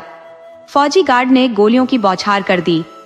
सबसे आगे कृष्णचंद्र गिरा और फिर उसके पीछे कई और लोग। ये मंजर देखकर लोगों के कदम लड़खड़ाने लगे। उसी वक्त सेठ खूबचंद नंगे सिर और नंगे पांव मिलके हाथे में पहुंचे। जैसे ही उन्होंने कृष्णचंद्र को गिरते देखा, उनकी आंखों में एक तूफान उमड़ आया। उन्हें पहले ही घर पर स्थिति की भनक लग चुकी थी।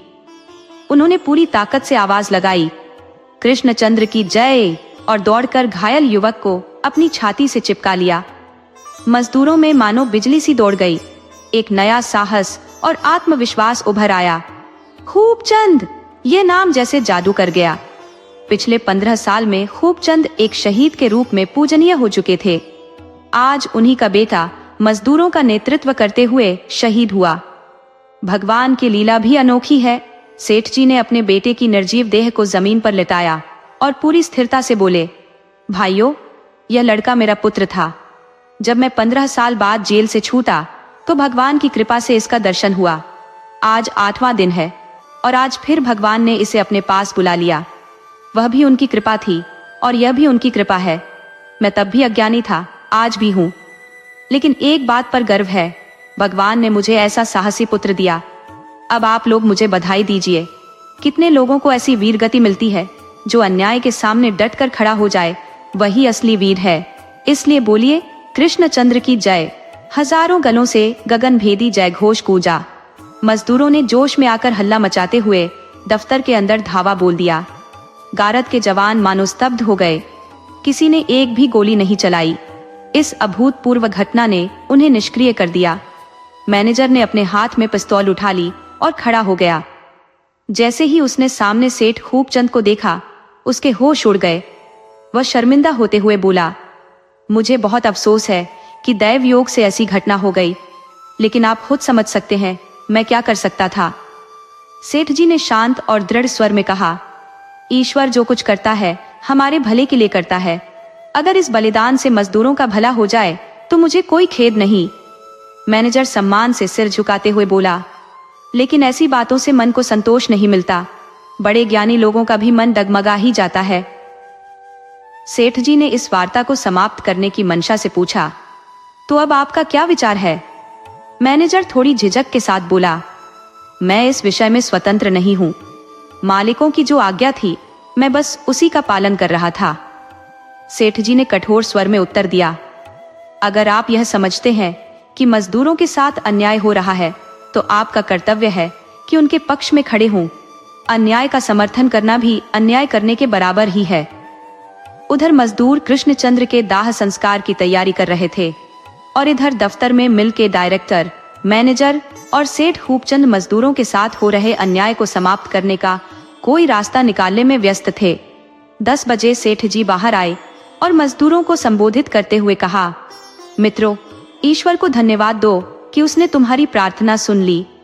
अब तुम्हारी उपस्थिति के लिए नए नियम बनाए जाएंगे और जुर्माने की वर्तमान प्रथा समाप्त कर दी जाएगी।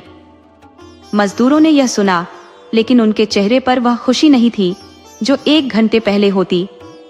कृष्णचंद्र का बलिदान देकर कोई भी रियायत उनके लिए महत्वहीन थी।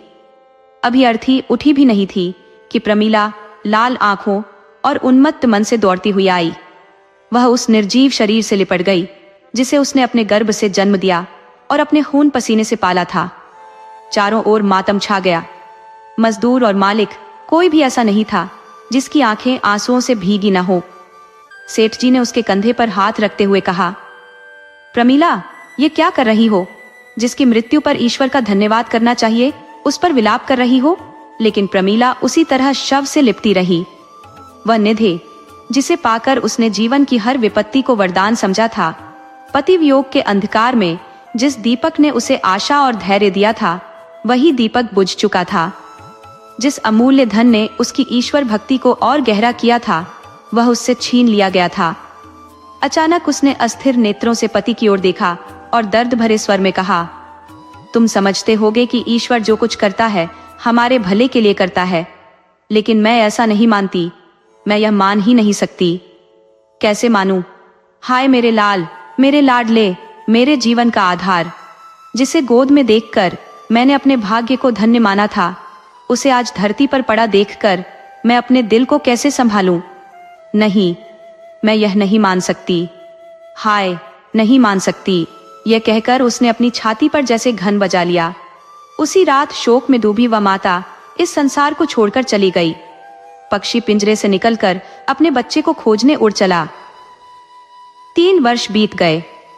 आज श्रमिकों के बस्ती में कृष्णाष्टमी का पर्व मनाया जा रहा है। सभी ने मिलकर चंदा इकट्ठा करके एक मंदिर का निर्माण किया है। मंदिर आकार में छोटा और सादगी से भरा हुआ है, लेकिन उसमें समर्पित श्रद्धा का जो प्रवाह है वह बड़े बड़े मंदिरों में भी दुर्लभ है। यहाँ लोग अपनी संपत्ति का प्रदर्शन करने नहीं, बल्कि अपनी भक्ति का अर्पण करने आते हैं। मजबूर स्त्रियां भक्ति भाव से गीत गा रही हैं, बच्चे यहाँ वहाँ दौड़कर छोटे मोटे काम कर रहे हैं और पुरुष झांकी को सजा संवारने में जुटे हैं। इसी बीच सेठ खूबचंद वहां पहुंचे। उन्हें देखते ही स्त्रियां और बच्चे खुशी से चारों तरफ दौड़ पड़े और उन्हें घेर लिया। ये मंदिर उनके निरंतर प्रयास और सेवा का नतीजा है। अब सेठ जी का जीवन मजदूरों की सेवा में समर्पित है। उनका छोटा सा परिवार अब विशाल समुदाय का रूप ले चुका है। वे मजदूरों के सुख दुख को अपना सुख दुख मानते हैं। मजदूरों की पुरानी बुराइयां, शराब, जुआ और अनैतिकता अब लगभग समाप्त हो गई है। सेठ जी की मदद, सत्संग और उनके व्यवहार ने इन लोगों को एक नई दिशा दी है। यह बदलाव पशु सा जीवन जी रहे मजदूरों को मनुष्य बना रहा है। सेठ जी ने बाल रूप श्री कृष्ण के सामने सिर झुकाया और उनके भीतर अलौकिक आनंद उमड़ पड़ा। उस झांकी में उन्हें कृष्णचंद्र की छवि दिखाई दी। अगले ही क्षण उन्हें लगा जैसे कृष्णचंद्र ने गोपीनाथ का स्वरूप धारण कर लिया हो। सेठ जी के रोंगटे खड़े हो गए। पहली बार उन्होंने भगवान की व्यापकता और दया का सजीव अनुभव किया। अब तक सेठ जी भगवान की दया को एक सिद्धांत के रूप में मानते आए थे, लेकिन आज उन्होंने उसे साक्षात देखा। एक भटकी हुई आत्मा के उद्धार के लिए इतनी दिव्य योजना। सेठ जी के मन में बीते जीवन की हर घटना चलचित्र की भांति घूमने लगी। उन्होंने महसूस किया कि ईश्वर की कृपा का साया पिछले 20 वर्षों से उनके जीवन पर बना हुआ है। गोपीनाथ का बलिदान क्या था? उस समय जब विद्रोही मजदूरों ने उनके घर को घेर लिया था, उनका आत्मसमर्पण भगवान की कृपा के अलावा और क्या था? 15 वर्षों के निर्वासन में फिर कृष्णचंद्र के रूप में उनकी आत्मा की रक्षा कौन कर रहा था? सेठ जी के अंतर्मन से भक्ति से डूबी हुई जय ध्वनि निकली, कृष्ण भगवान की जय। और ऐसा प्रतीत हुआ जैसे सारा ब्रह्मांड दया के प्रकाश से आलोकित हो उठा। दोस्तों, आपको कहानी कैसी लगी? अपने सुझाव कमेंट करना न भूले। तो चलिए आज की अगली कहानी शुरू करते हैं।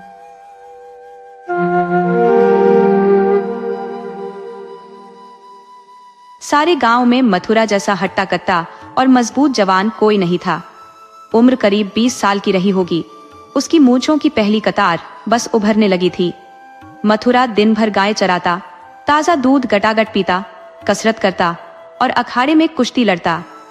खाली समय में उसकी बांसुरी की धुन पूरे गांव को सराबोर कर देती। उसका ब्याह हो चुका था, लेकिन अब भी परिवार में कोई संतान नहीं थी। घर में कई हल की खेती थी और भाइयों का झुंड था। सभी मिलकर खेती बाड़ी संभालते थे। गांव वालों को मथुरा पर नाज था। जब उसे अखाड़े के लिए लंगोट, नाल या मुंगरे की जरूरत होती तो पैसे का इंतजाम झट हो जाता। सबकी यही इच्छा थी कि मथुरा बड़ा पहलवान बने और बड़े बड़े पहलवानों को पतखनी दे। इसी लाड़ प्यार ने मथुरा को जरा घमंडी बना दिया था। उसकी गाय किसी के खेत में चली जाए और वह अखाड़े में दंड लगा रहा हो तो किसी के टोकने पर उसकी भौहें तन जाती। गरज कर कहता, जो करना हो कर लो, मथुरा गाय हाँकने नहीं जाएगा। उसका रौब देखकर किसी की हिम्मत नहीं होती कि उससे झगड़ ले। लोग गुस्सा पीकर रह जाते। गर्मियों का मौसम था। ताल तलैया सूख चुके थे और लू अपने चरम पर थी। गांव में एक आवारा सांड आ गया था जो गायें चरने के साथ हो लिया। दिन भर गाय चराता और रात में गांव में घुसकर बैलों को सींगों से मारता। कभी किसी की कच्ची दीवार को खोद देता तो कभी घर का कूड़ा करकट हवा में उड़ा देता। कुछ किसान अपने खेतों में सब्जियां उगाते थे जिनके लिए दिन भर मेहनत करते।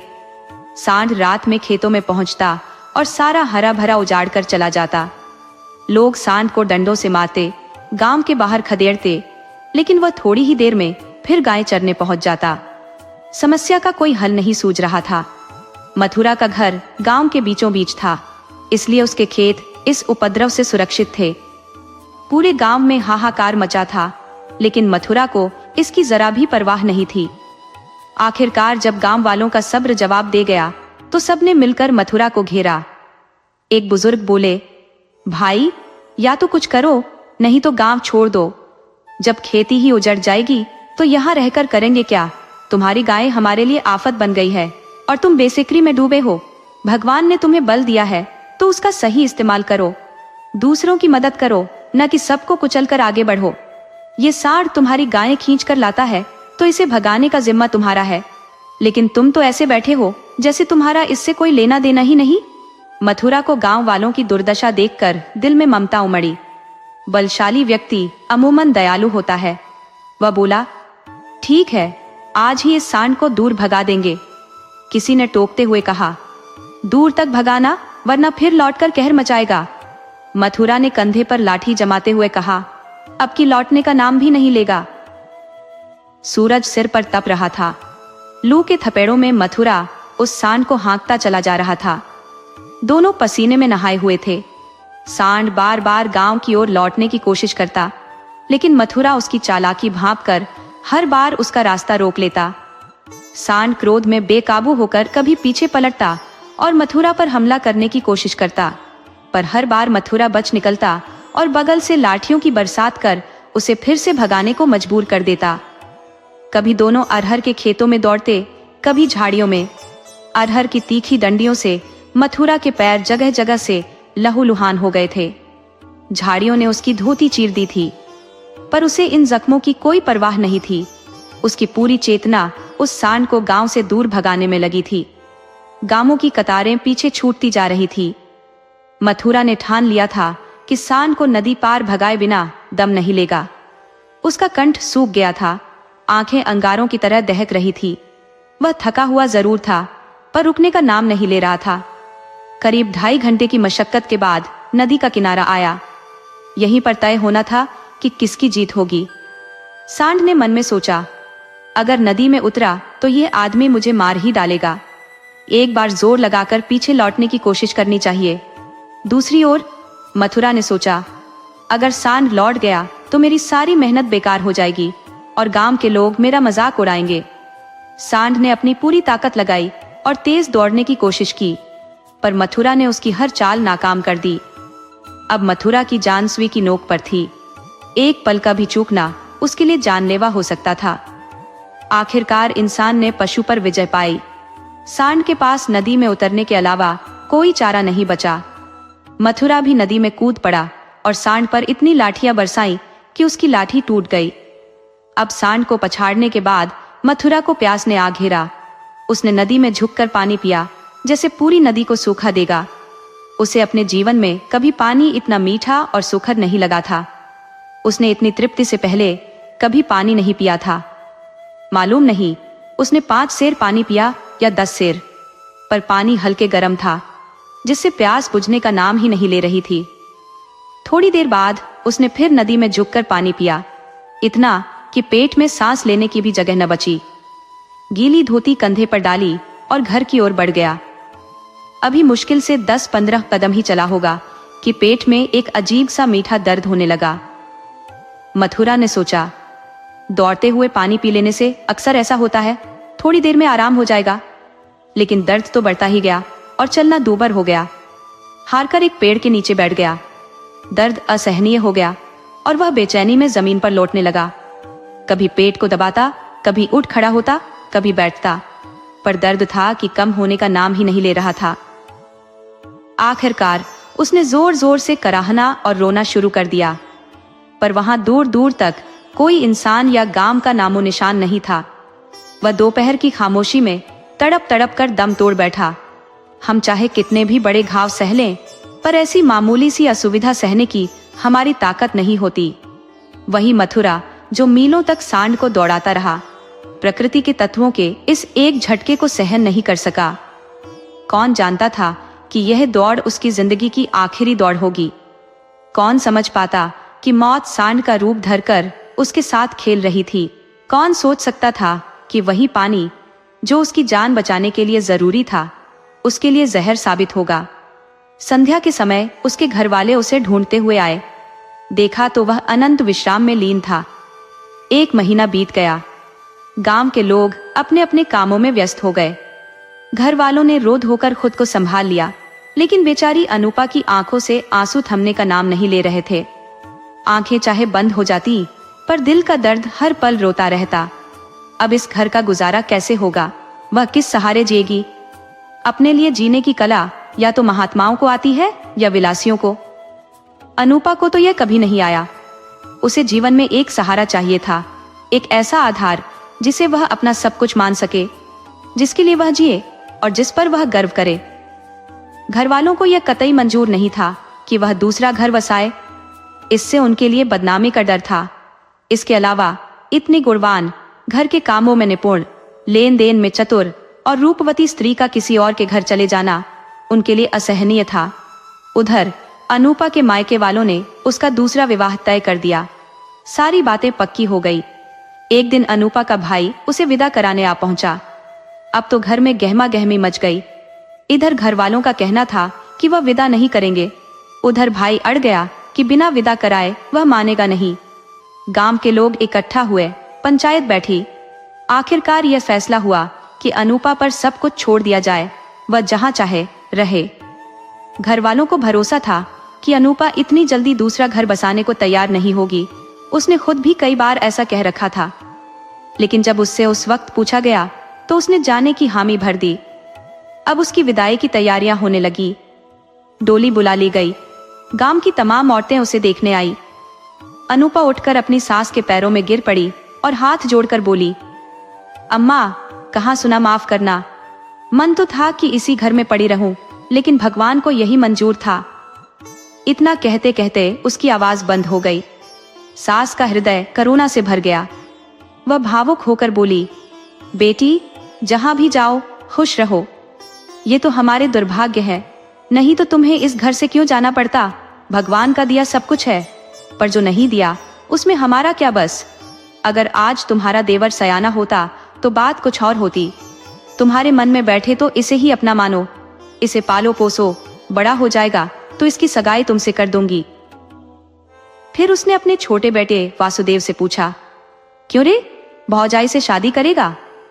वासुदेव, जिसकी उम्र मुश्किल से 5 साल थी और जिसका ब्याह पहले ही तय हो चुका था, बोला, तब तो भौजाई दूसरे घर नहीं जाएगी ना? माँ ने कहा, नहीं, जब तेरा ब्याह भौजाई से होगा तो वह कहीं नहीं जाएगी। वासुदेव बोला, तो मैं करूंगा। माँ ने कहा, अच्छा, उससे पूछ ले, तुझसे ब्याह करेगी? वासुदेव शर्माता हुआ अनूपा की गोद में जा बैठा और बोला, हमसे ब्याह करोगी? ये कहते ही वह हंसने लगा, लेकिन अनूपा की आंखें छलक पड़ी। उसने वासुदेव को छाती से लगाते हुए सास से कहा, अम्मा सच कह रही हो? सास ने कहा, भगवान जानते हैं। अनूपा ने भावुक होकर कहा, आज से यह मेरे हो गए? सास ने जवाब दिया, हाँ, सारा गांव गवाह है। अनूपा ने दृढ़ता से कहा, तो भैया से कहला भेजो कि घर लौट जाए, मैं उनके साथ नहीं जाऊंगी। अनूपा को अपने जीवन के लिए एक आधार चाहिए था और वह उसे मिल गया। सेवा करना इंसान की स्वाभाविक प्रवृत्ति है, यही अब उसके जीवन का आधार बन गई। अब अनूपा ने वासुदेव का लालन पालन शुरू किया। उसे उपटन लगाती, तेल मालिश करती, दूध रोटी मलकर खिलाती, तालाब में नहाने जाती तो उसे भी नहलाती, खेत पर जाती तो उसे साथ ले जाती। कुछ ही दिनों में वासुदेव उससे इतना घुल मिल गया कि एक पल भी उसे छोड़ता नहीं था। अब उसे अपनी माँ भी कम याद आती। कुछ चाहिए होता तो अनूपा से मांगता, खेल में चोट खाता तो रोता हुआ अनूपा के पास आ जाता। अनूपा ही वासुदेव को सुलाती, वही उसे जगाती। जब वह बीमार पड़ता तो उसे अपनी गोद में उठाकर बदलू वैद्य के पास ले जाती और दवाइयां पिलाती। गांव के लोग उसकी इस प्रेम की तपस्या को देखकर हैरत में पड़ जाते, दांतों तले उंगलियां दबा लेते। शुरुआत में किसी को इस पर भरोसा नहीं था। सब सोचते थे कि 1-2 साल में इसका मन उचट जाएगा और यह किसी और दिशा में चली जाएगी। आखिर कब तक यह एक दूध मोहे बच्चे के नाम पर बैठी रहेगी? लेकिन सभी अटकलें धरी रह गई। अनूपा ने कभी अपने व्रत से डगमगाने का संकेत नहीं दिया। उसके मन में सेवा का जो अथाह स्रोत बह रहा था, उसमें सांसारिक वासनाओं के लिए कोई जगह नहीं थी। वासना का प्रहार तो उन्हीं पर होता है जो आधारहीन और दिशाहीन होते हैं। जैसे चोर को अंधेरे की जरूरत होती है, वैसे ही वासनाएं उजाले में टिक नहीं पाती। वासुदेव को कसरत का भी शौक लग गया था। उसकी शक्ल और कद काठी मथुरा से काफी मिलती जुलती थी। उसने फिर से गांव में अखाड़ा खड़ा कर दिया और उसकी बांसुरी की स्वर लहरियां खेतों में गूंजने लगी। इस तरह 13 साल गुजर गए। अब वासुदेव और अनूपा की सगाई की तैयारियां शुरू हो चुकी थी, मगर अनूपा अब वह अनूपा नहीं रही थी जिसने 14 साल पहले वासुदेव को पति रूप में देखा था। अब उसकी ममता ने उस पुराने भाव को पूरी तरह से ढक लिया था। बीते कुछ दिनों से वह गहरी सोच में डूबी रहती। जैसे जैसे सगाई का दिन करीब आता, उसका दिल डूबने लगता। अपने जीवन में इतने बड़े बदलाव की कल्पना ही उसके लिए भयावह थी। जिसे उसने एक बच्चे की तरह पाला पोसा, उसे पति के रूप में स्वीकारने का विचार मात्र ही उसके चेहरे को लाज से लाल कर देता। द्वार पर नगाड़ा बज रहा था। बिरादरी के लोग जुट चुके थे। घर में गाने बजाने का माहौल था। आज सगाई का दिन था। तभी अनूपा सास के पास जाकर बोली, अम्मा, मैं लाज से मरी जा रही हूँ। सास ने हड़बड़ाकर पूछा, क्या हुआ बेटी, ऐसा क्या हुआ? अनूपा ने साहस बटोर कर कहा, मैं सगाई नहीं करूंगी। सास हैरान रह गई। बोली, कैसी बातें कर रही हो? सारी तैयारियां हो चुकी हैं, लोग क्या कहेंगे? अनूपा ने दृढ़ता से उत्तर दिया, जो चाहे कहे। जिस नाम पर 14 साल बैठी रही, उसी नाम पर अब भी बैठी रहूंगी। मैं तो समझती थी कि बिना मर्द के औरत का जीवन संभव नहीं होता, लेकिन भगवान ने मेरी लाज रख ली। जब जवानी के दिन निकल गए तो अब कोई चिंता नहीं रही। वासुदेव की सगाई के लिए कोई अच्छी लड़की ढूंढ लो। जैसे अब तक उसे पाला, वैसे ही उसके बच्चों को पालूंगी। दोस्तों, आपको कहानी कैसी लगी? अपने सुझाव कमेंट करना न भूले। तो चलिए आज की अगली कहानी शुरू करते हैं।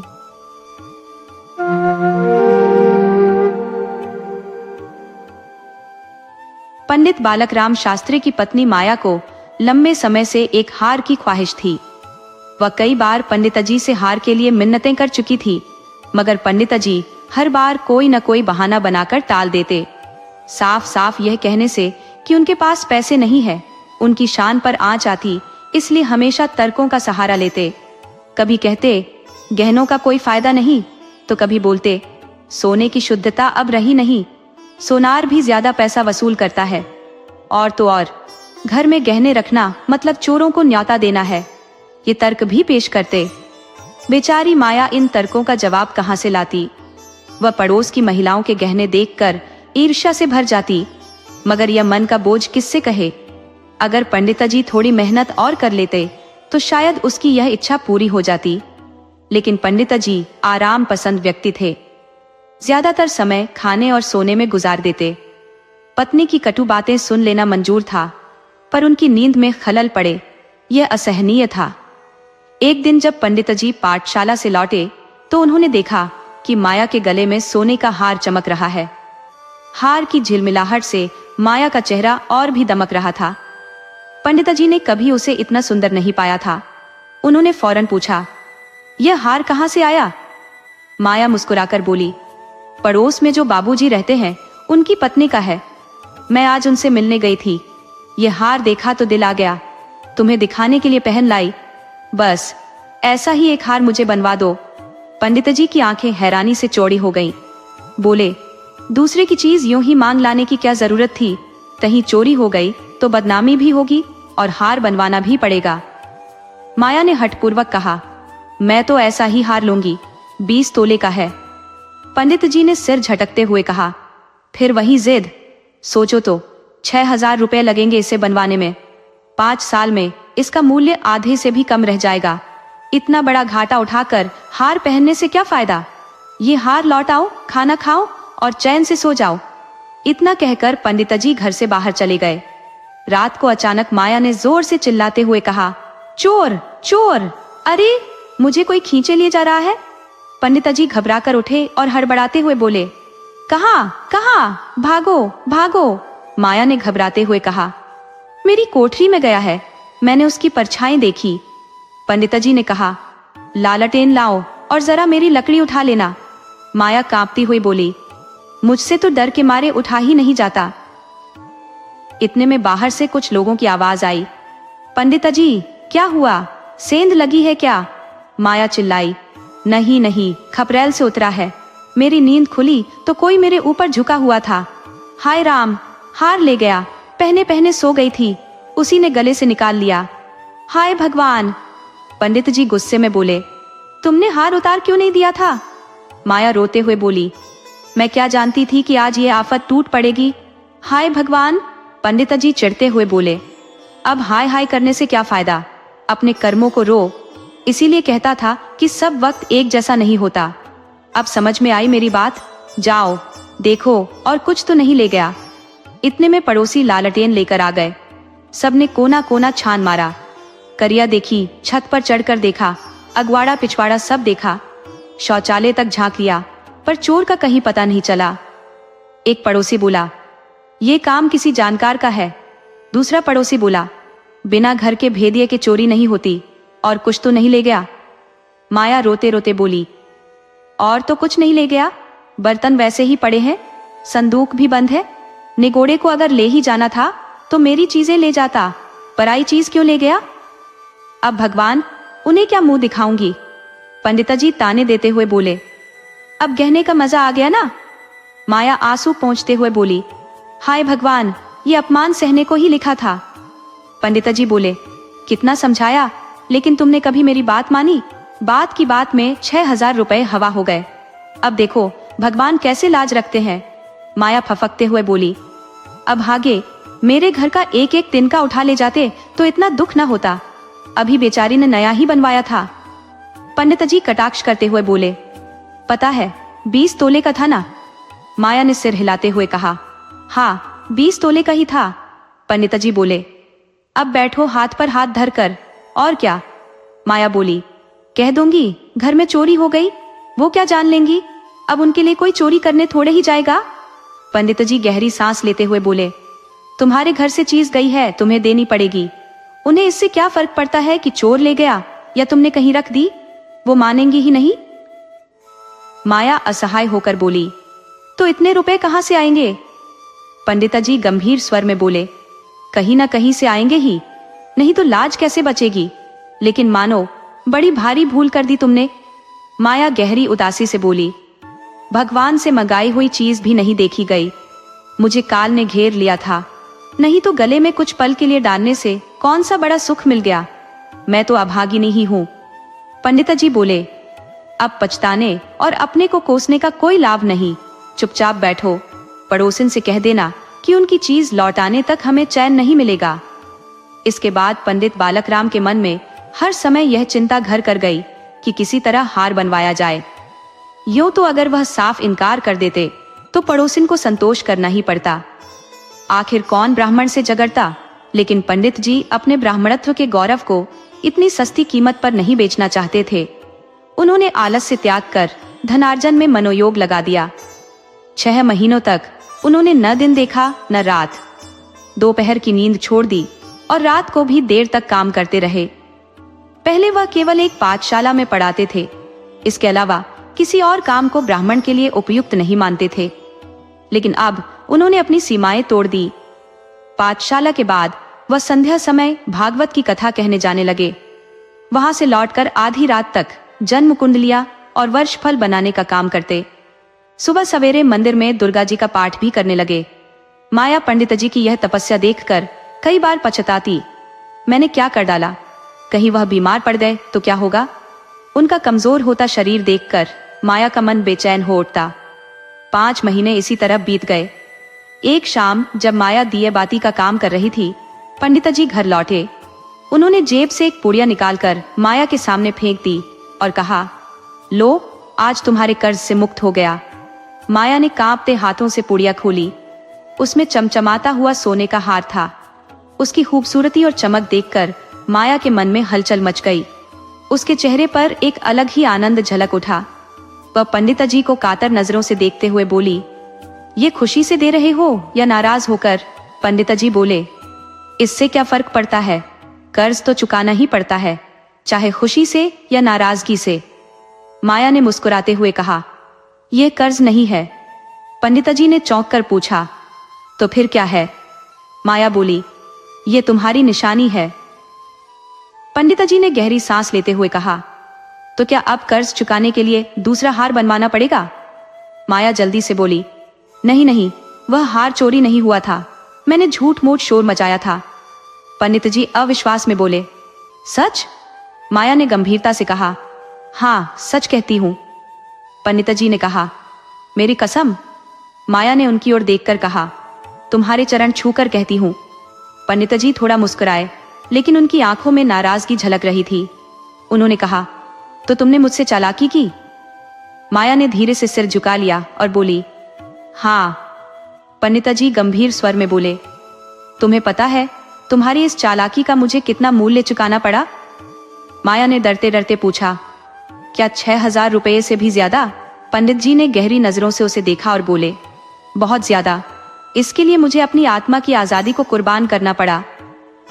अगर आपको हमारी कहानियां पसंद आए तो वीडियो को लाइक करें, चैनल को सब्सक्राइब करें और अपने सुझाव कमेंट में जरूर दें।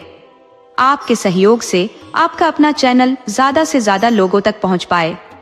धन्यवाद।